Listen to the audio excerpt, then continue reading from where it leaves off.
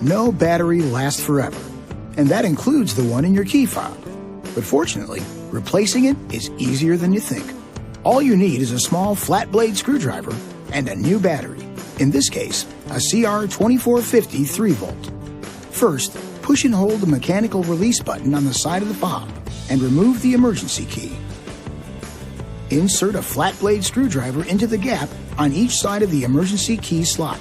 Carefully pry both sides to open the cover slightly. Using your fingers, separate the case. Then, use the screwdriver to pry out the old battery. Insert a new battery with the positive pole facing up. Put the case back together and snap it shut. Now, just reinsert the emergency key and test the key fob by pressing a button. If the LED light blinks, you're good to go. This video is not intended to take the place of your owner's manual. For complete details and other important safety information, please see your owner's information.